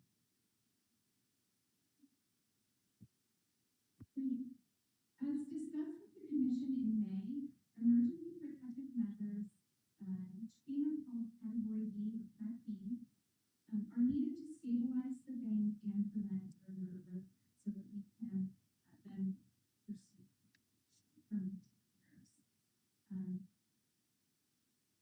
As we continue to look for permanent repairs, VCTC and our engineering and environmental team have been working to prepare most of the emergency repairs, stabilize the bank through an emergency permit for more than 2 years. On July 23rd, the Corps of Engineers initially declined to issue that RG63 permit, arguing that the proposed repairs are substantial and the threat not sufficiently imminent to qualify for an emergency. So VCTC spent a considerable effort working with both VCTC staff and working with the Corps of Engineers to scale the project to a level that was both protective of the amazement, but also met the requirements of the Corps of Engineers for the. So we had hoped to be a little bit further along at this point, but we have a small delay of about a month with scaling back those repair plans and reaching a point for the.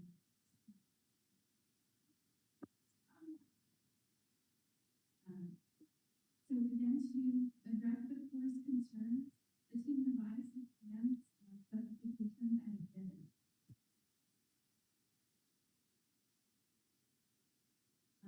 Based on the revised exhibits and scope of work, on August 21st, a revised invitation for bids to 12 construction companies, and we listed the invitation for bids on our website.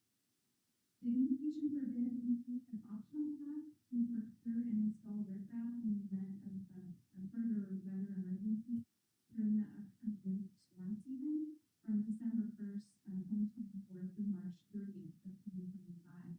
This is optional work would only be undertaken at the direction of the but I share this to assure you that we are looking ahead. The emergency repair is designed to stabilize the bank to the greatest extent possible, but also we don't know what to do. So the contract calls having that same emergency repair contractor on board, available and ready to go should there be another.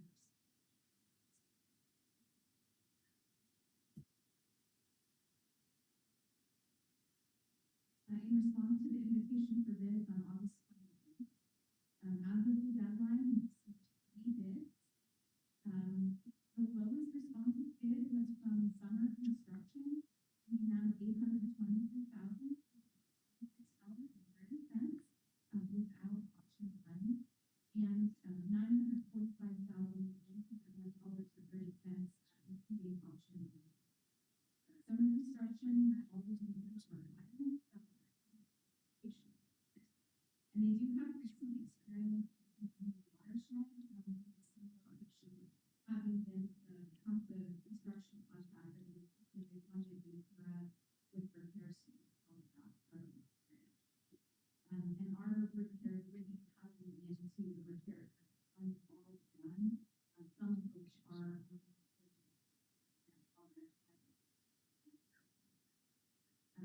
our fiscal year 2024-2025 budget, example grant line program budget doesn't sufficient money this work.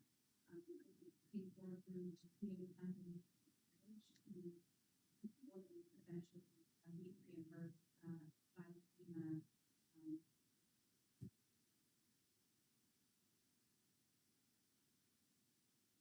Shifting now a bit to the permanent report. On June 18th of this year, early summer, we met with FEMA personnel for a recovery proceeding, which is an important step in the FEMA reimbursement process.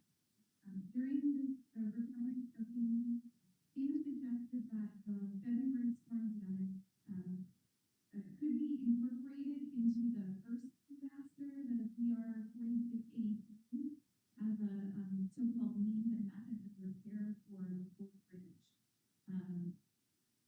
which actually is what triggered some of the challenges that we had with the emergency repair. So we had to step back from that a little bit and sort of reformat our approach to the permanent repairs.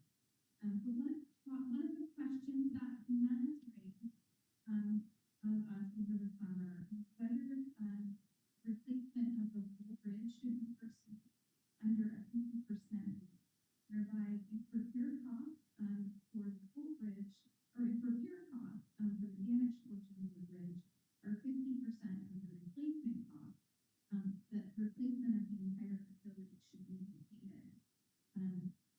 Replacement of that full bridge, however, would be quite an undertaking. It's 450 feet long, and would have to be raised a significant amount, which could impact structures on either side of the bridge, including the levee and the historic 1919 bridge to Set Creek Bridge. But to answer FEMA's question, we did ask our engineering team to do a cost estimate and a benefit cost analysis of looking at what it would cost to replace a full bridge relative to our partial bridge repair that the commission basically endorse.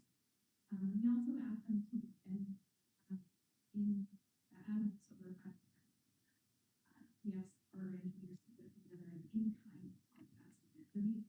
So it provides us with 3 sets of cost estimates that very limited purposes.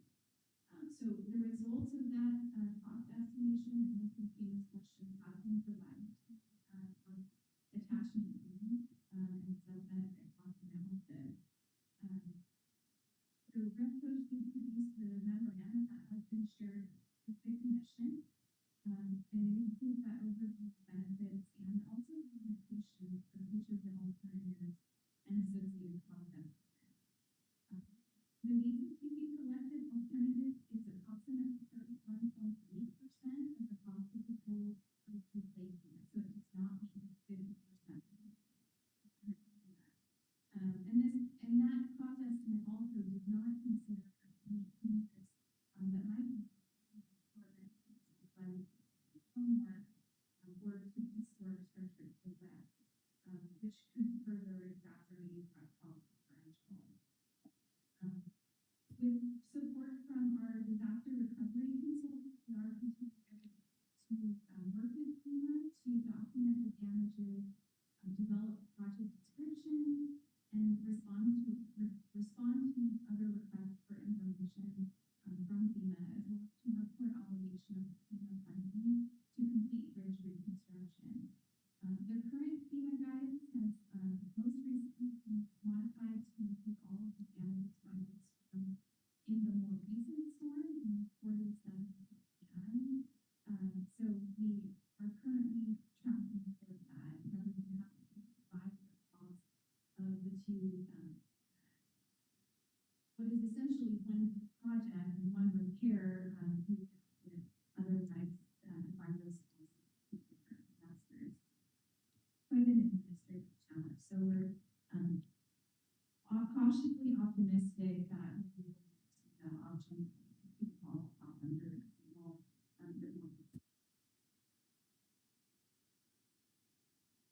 with commission approval of today's staff recommendation, the emergency repairs will actually begin next week, and will be completed by mid to late October.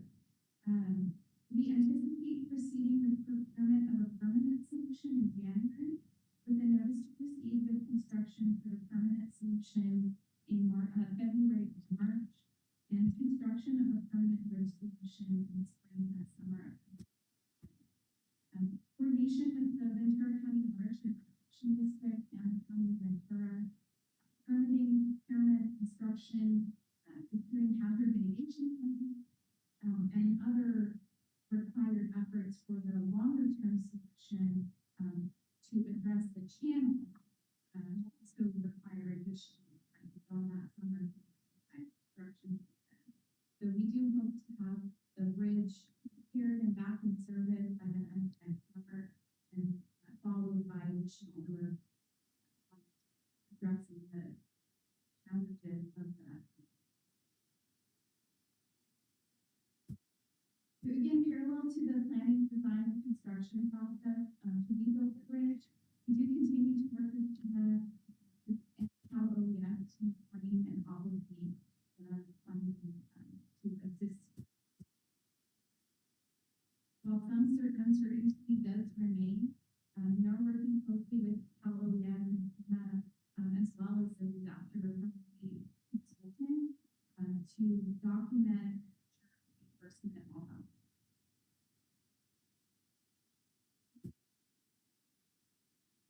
All of that context in mind, and also with additional detail that's been provided to you in the staff report and attachments, the staff recommendation contains several parts.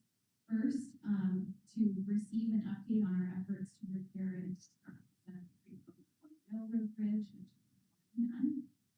Second, to ratify release of the invitation for bid for emergency repairs to stabilize the wrecked embankment of the Central Overflow Railroad Bridge and approach. Third, to authorize the executive director to finalize and award an agreement with Summer Construction to complete the emergency repairs in an amount not to exceed $823,000. Fourth, to authorize the executive director to exercise option 1 to the agreement in the event of an emergency. And finally, to receive a report requested by the Federal Emergency Management Agency on the benefits and costs of 3 alternatives for the permanent repairs to the Second Creek Railroad Bridge, and direct staff to continue to pursue alternative plans. So having said all of that, I just want to also mention that we have 2 members of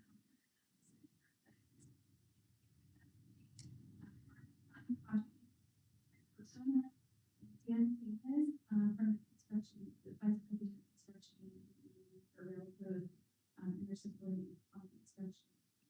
So, should you have questions that I can answer advantage of that,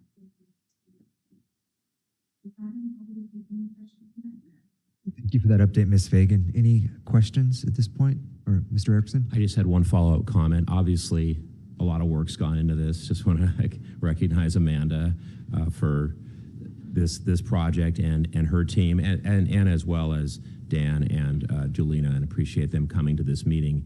And Amanda touched on it, but I just, back to partnerships again, our partnership with County of Ventura staff.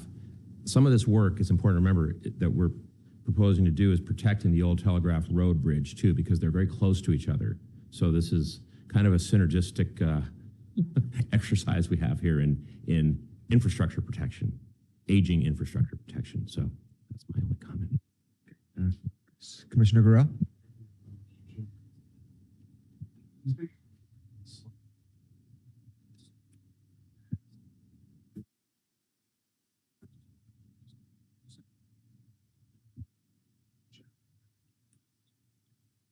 We used to see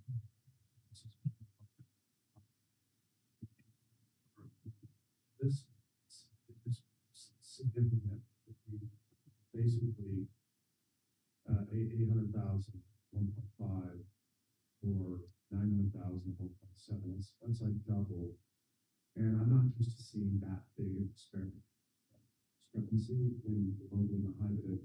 I just love to hear somebody articulate why we feel comfortable that low bid is going to be able to accomplish this without overruns and et cetera. Few factors I think that went to the differences between the various bids.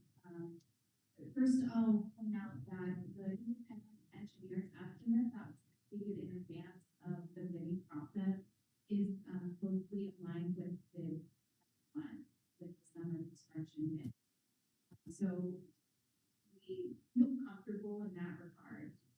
The second is that, and I think a lot of the difference we could be seeing here is that summer construction is a local company based in Ventura County. So their cost to mobilize equipment and personnel and everything else are a lot less coming from Santa Paula and than from further distances. The highest bid had some irregularities in their package that they didn't. They gave us unit cost, but not total cost. So we wouldn't feel comfortable bringing the bid to that bidder having not fully answered our questions in the way that we asked them. It was much closer competition, I would say, between the first and second. I don't know if you want to add anything to that. Very patient access,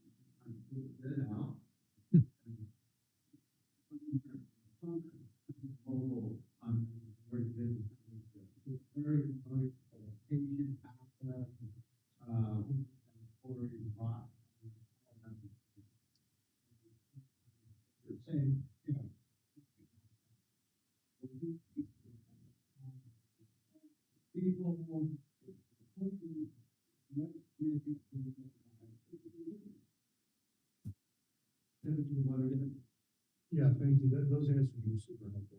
Appreciate it. Any other questions at this point? If not, action. We have a motion and a second. All in favor? Aye. Any opposed? Any abstentions? Okay, that's unanimous. Thank you so much. Ms. Fagan, I believe you have item 13 as well.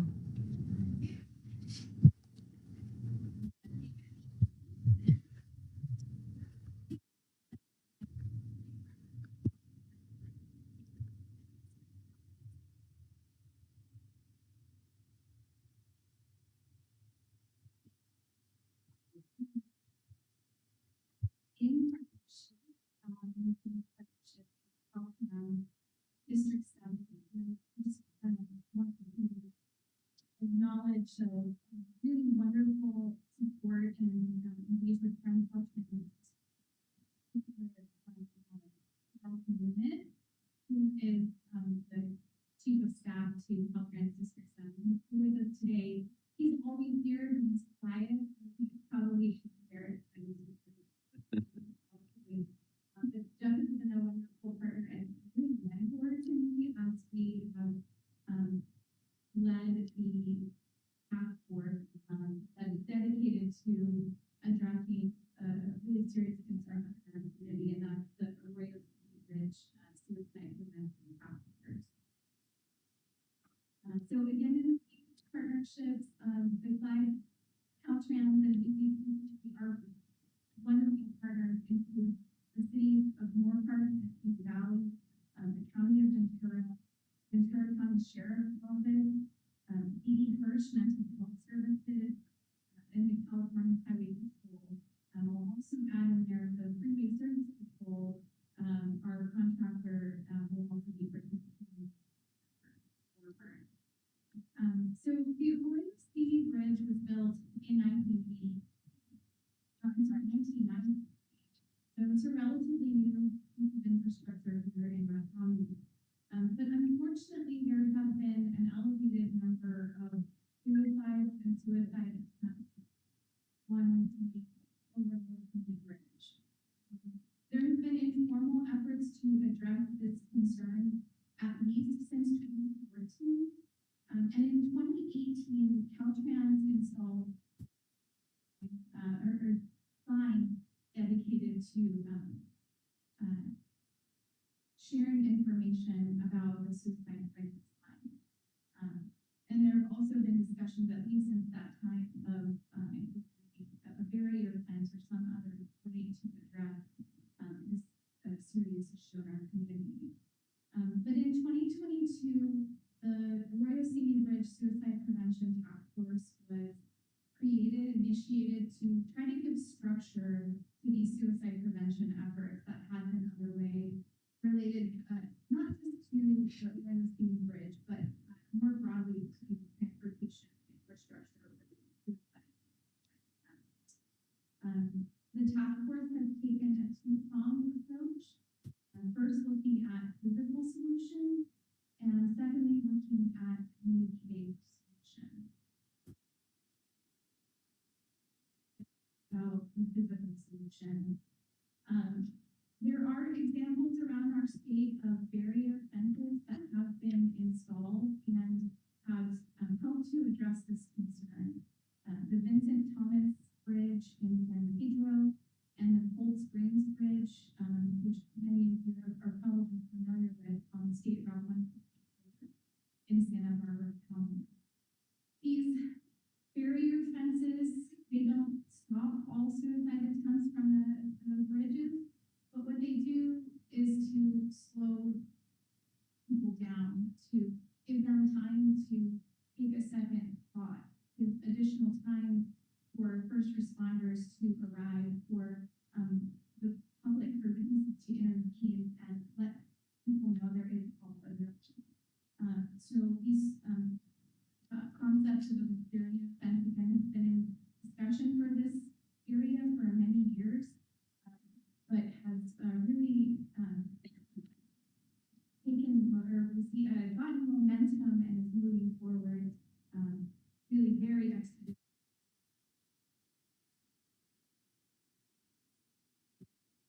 To advance the plot there.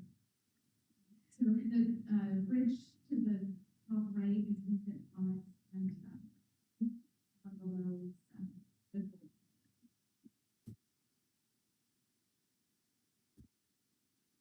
This project for Arroyo City Bridge was initiated in July with the project initiation document and other work led by Caltrans. That was completed in November of 2022. Then the environmental and preliminary design phase advanced during 2023, with final design begun in September of 2023 and completed last month in August of 2024. A very important milestone in this project with the final designs completed.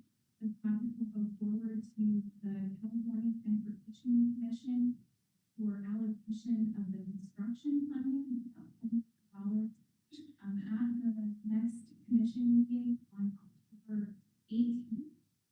And so at that meeting, the commission will be asked to approve that construction funding and actually allocate the final funding so that procurement and construction can begin.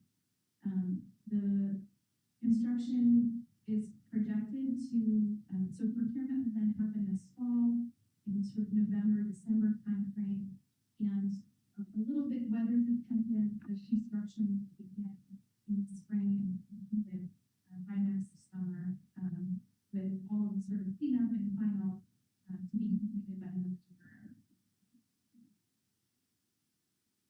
So the fence that will be installed is a safety barrier system. It will be installed, approximately 7-foot fence will be installed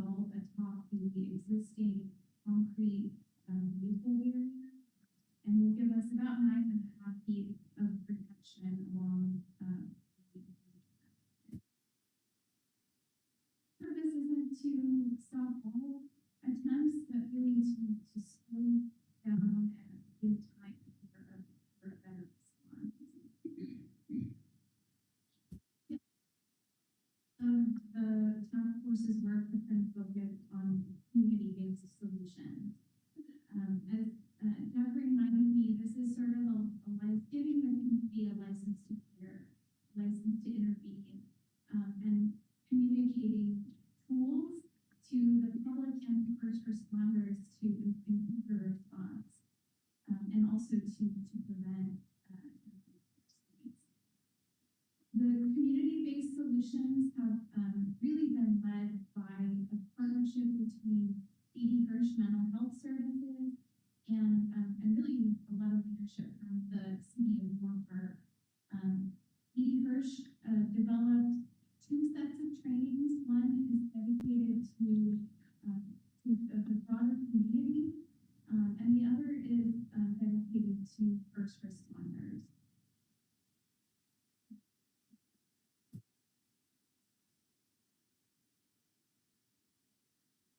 Awareness, alertness, prevention and intervention, and sharing crisis resources. There are the training statistics, 3 of which I'll share with you today. That suicide is the 11th leading cause of death in the United States, and 128 people die by suicide every day in the United States. And as a parent, this third one is the hardest one for me to say out loud. And it's the third leading cause of death of our young people in the United States. So the approach that is contained in community-based training includes building rapport, assessing risk, and creating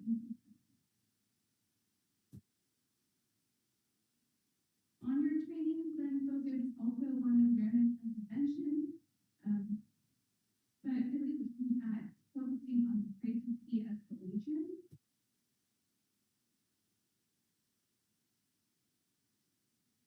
The crisis de-escalation model, and how to respond to first responders when faced with this type of challenge, responding with empathy and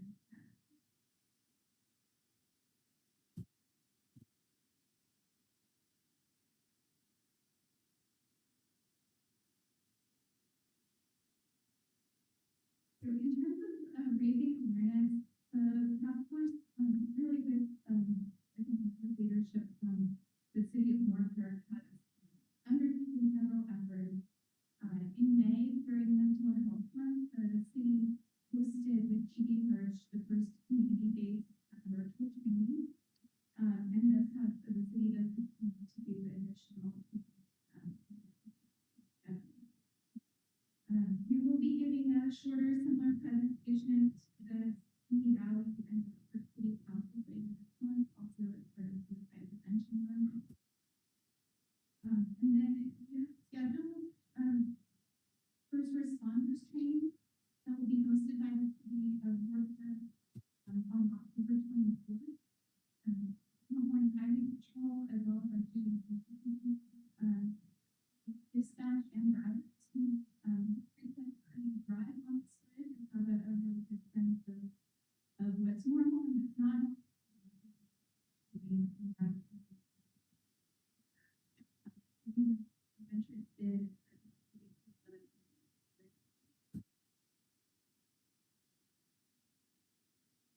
The resources that are available that are shared through these training efforts.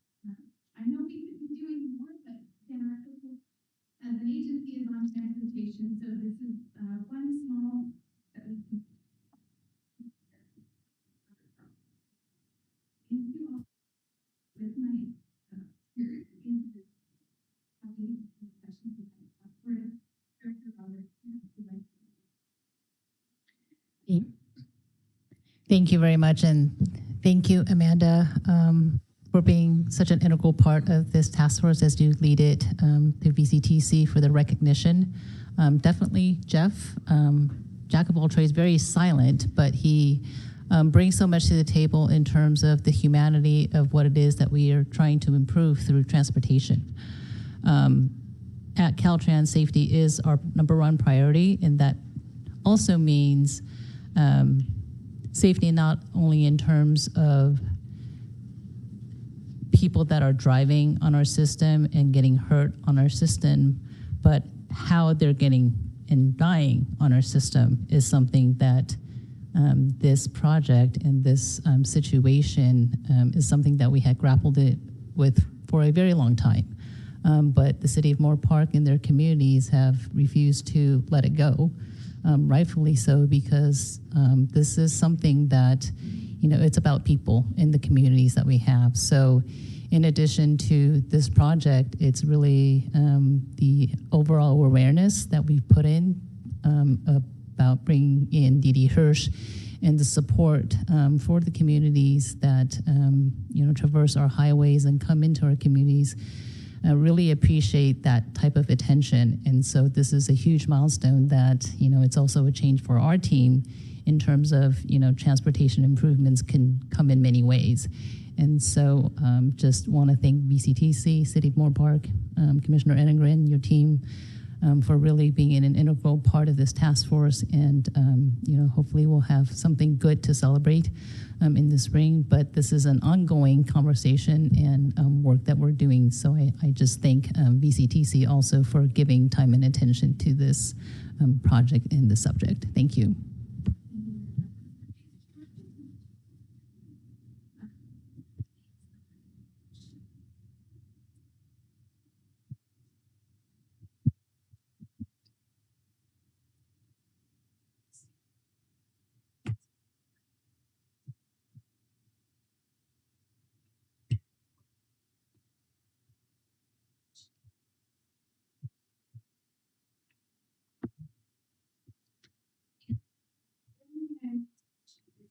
One of the innovations that brought to me was the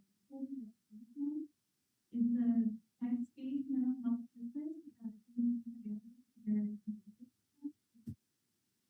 it's just really creative way to address mental health challenges and address this problem. I think this is an audience that we might have a representation of this. And then just want to give my appreciation to all of us. Thank you guys. I realize the city.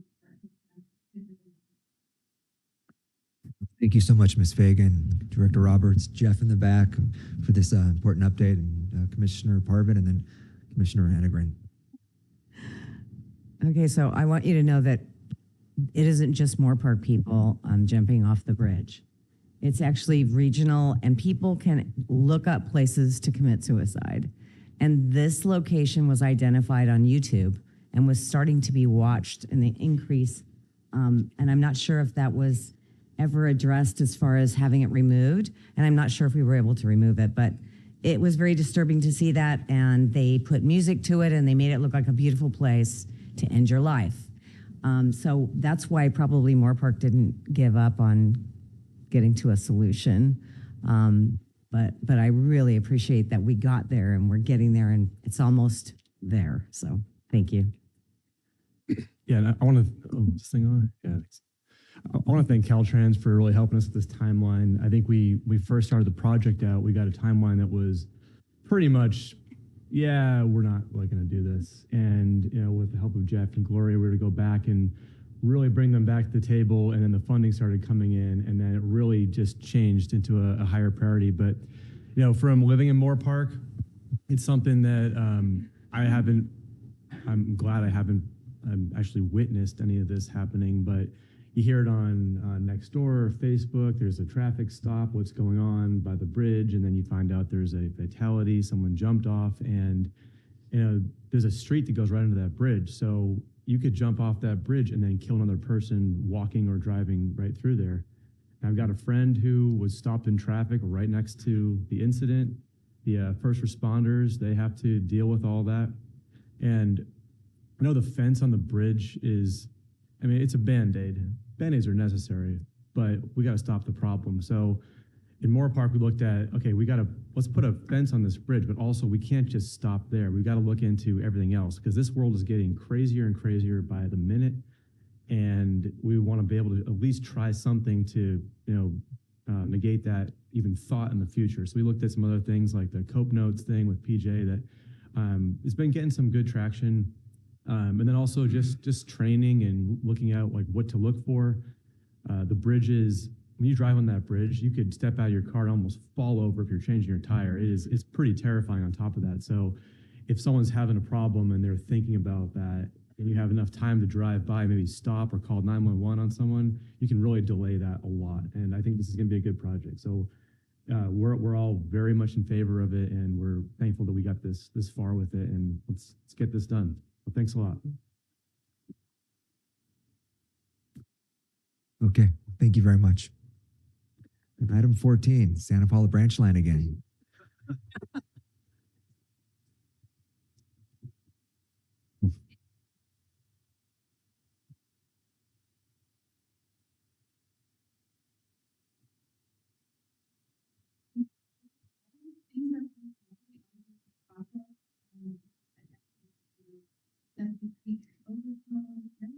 Issue. There are operations and rail operations being made to the rail placing ties, correcting track, they're continuing to develop their customer base. We saw this year a return of dolphins to the Santa Paula branch line. Quite a few commercials and television shows, and even the show Germany's Got Talent filmed at the branch line. I really can't make you. So keep your eyes on Super Bowl, which is very well then our fall branch line as a filming location. So that's some good news coming out of the branch line. One last note or update that's occurred just this week, at the request of California and did install some overhead daycare signs at the 7th Creek Overflow Bridge. There were many community members using the lovely water from the creek as a recreation point, and so we just want to make sure that folks are aware that it is very dangerous to be in that place. Besides being a trespass, it's also dangerous. There are rail ties still suspended, which of course will be addressed in the action application well by the bridge. We will be addressing that. Reset the signs were installed as well to alert folks to the danger. So happy to answer any questions. Commissioner Broggie? Thank you. I do want to reiterate that I think things have really progressed nicely, knowing what's been going on the last 3 years, I guess. There's a whole lot of cooperation going on. And from the Fillmore side of things, which is beyond where the train in Sierra Northern is moving, at this point, we're looking forward to 2025 when the train will be coming back through Fillmore again.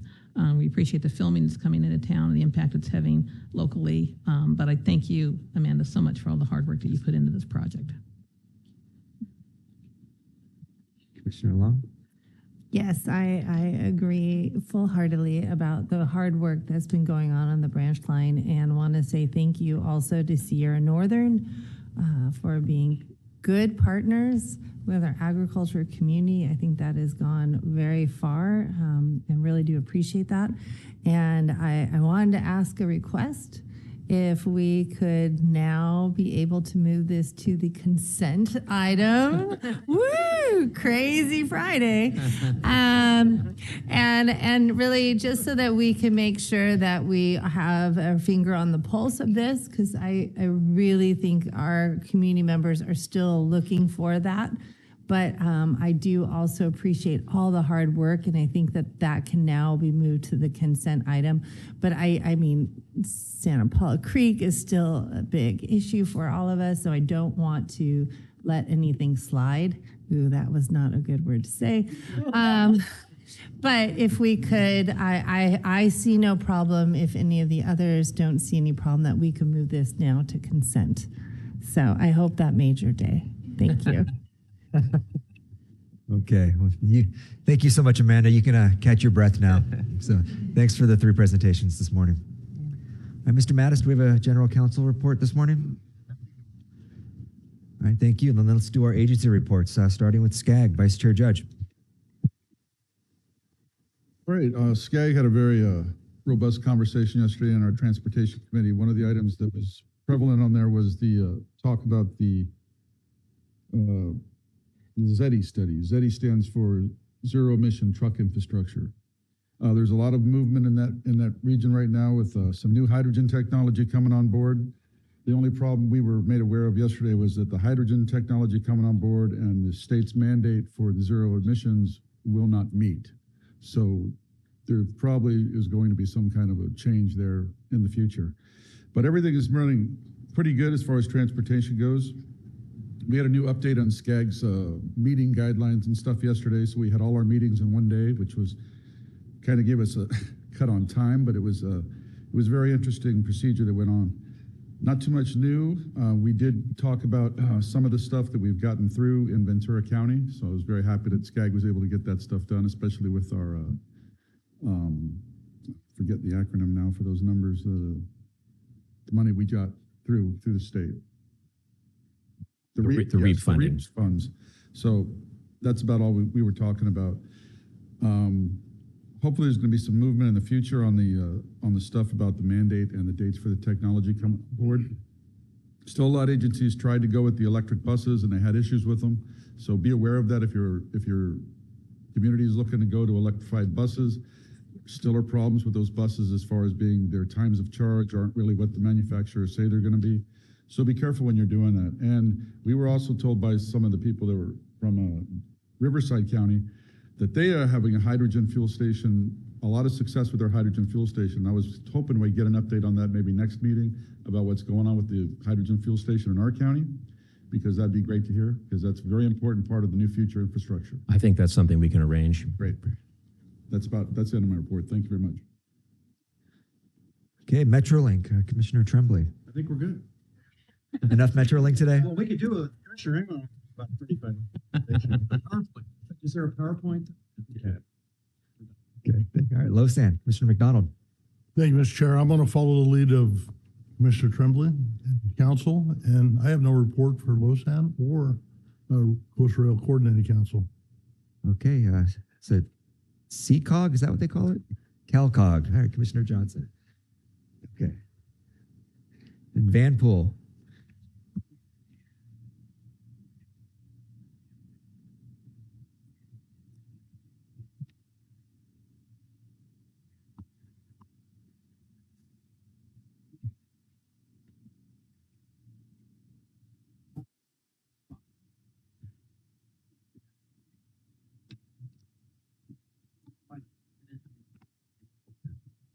Thank you. And, you know, I've actually brought this up at CalCog. You know, the state's targets are great for electric vehicles, but we not only do we need to get people out there and vans out there, we have to get charging systems out into the middle of agricultural fields.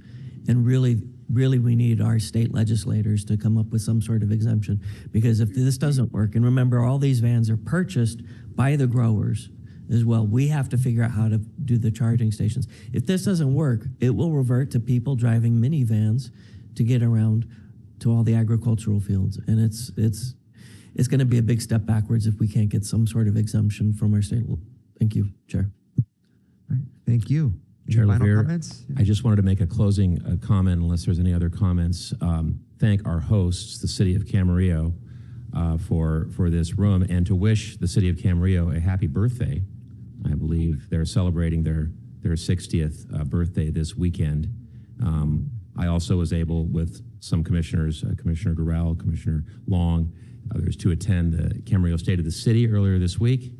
And to use a baseball term, I believe Mayor Tremblay hit it out of the park.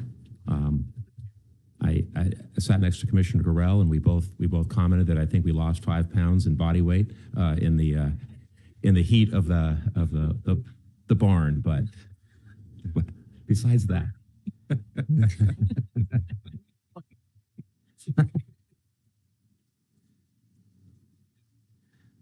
Okay. I just want to thank everybody. Very good meeting. Thank you for questions and your time.